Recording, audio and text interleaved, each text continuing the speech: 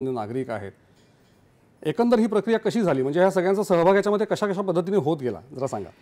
हा जवळपास 2-2.5 वर्षाचा हा प्रदीर्घ प्रवास आहे. बरं.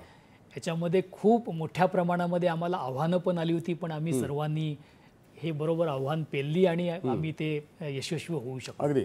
यामध्ये मी सर्वप्रथम माननीय प्रधानमंत्री पंतप्रधान देशाचे श्री नरेंद्र मोदीजी यांचे मनापासून आभार मानतो. अच्छा. कारण देशभरातून सर्व प्रस्ताव येत असतात, त्यातून प्रत्येक वर्षी एकच प्रस्ताव हा युनेस्कोला पाठवता येतो. अगदी. त्या वर्षी 7 प्रस्ताव देशभरातून विविध राज्यातून आलेले, महाराष्ट्रातून 2 होते, कातळ शिल्पाचा होता आणि ह्या छत्रपतींचा 12 किल्ल्यांचा होता. तर माननीय पंतप्रधान महोदयांनी हा 12 किल्ल्यांचा छत्रपतींचा प्रस्ताव हा युनेस्कोला पाठवला. त्यानंतर मी माननीय मुख्यमंत्री महोदय श्री देवेंद्र फडणवीसजी, आपले दोन्ही उपमुख्यमंत्री जे आहेत श्री एकनाथ शिंदेजी आणि श्री अजित पवारजी, आणि आमचे सांस्कृतिक कार्यमंत्री ॲडव्होकेट आशिष शेलारजी यांचं देखील मनापासून या ठिकाणी मी आभार मानतो. कारण या सर्वांनी आम्हाला पाठिंबा दिला, मार्गदर्शन केलं, म्हणून आम्हाला तिथं जाता आलं. याच्यामध्ये केंद्र शासनाचे जे आर्किओलॉजिकल सर्व्हे ऑफ इंडिया आहे त्यांची भूमिका ही फार महत्त्वाची ठरलेली आहे.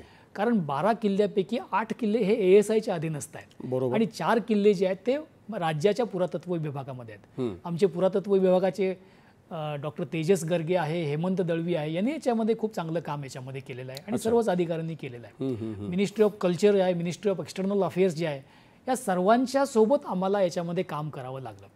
आपण म्हटल्याप्रमाणे केवळ हा शासकीय भाग राहिला नाही या कामामध्ये, शासनानं तर भाग घेतलेलाच आहे. बरोबर. पण याच्याशिवाय अनेक इतिहास तज्ज्ञ ज्यांच्याबरोबर आम्ही ज्यावेळी डोजियर किंवा प्रस्ताव ज्यावेळी तयार केला, अनेक इतिहास तज्ज्ञांच्या सोबत आम्ही याच्यामध्ये चर्चा केली, त्यांच्याकडून इनपुट आम्हाला मिळाले, मार्गदर्शन आम्हाला मिळालं.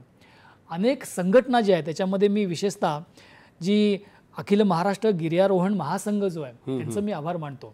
कारण दिल्लीला मागच्या वर्षी ज्यावेळी ही वर्ल्ड हेरिटेज कमिटीची बैठक झाली त्यावेळी आम्ही 12 किल्ल्यांचे असे मॉडेल तयार केले होते. म्हणजे जे 21 सदस्य या वर्ल्ड हेरिटेज कमिटीमध्ये 21 सदस्य असतात वेगवेगळ्या देशाचे, भारत देखील त्याच्यामध्ये यावर्षी आहे. तर या सगळ्यांना हे गड किल्ले आमचे पुढच्या वर्षीचा प्रस्ताव हा आहे हे आम्हाला त्या माध्यमातून, त्या प्रतिकृतीतून आम्हाला याच्यामध्ये दाखवता आलं. तर असे गिर्यारोहक महासंघाचे लोक आहेत, अनेक NGO याच्यामध्ये आहेत, अनेक शिवप्रेमी आहेत, अनेक लोक शिवछत्रपतींच्या गड किल्ल्यांच्यासाठी खूप काम करत असतात.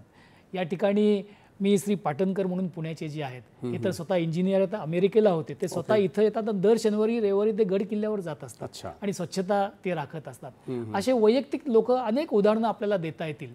तर अशा सर्वांनी याच्यामध्ये सहभाग घेतलेला आहे, नागरिकांनी घेतलेला आहे, शिवप्रेमींनी घेतलेला आहे, अनेक सूचना आम्हाला दिलेल्या आहेत. याच्यामुळे आम्हाला हा प्रस्ताव व्यवस्थितपणे मांडता आला आणि शेवटी आम्हाला यश याच्यामध्ये मिळालं. बरोबर. आता एवढा जागतिक दर्जा आपल्याला मिळालेला आहे, तर अर्थातच आपल्याला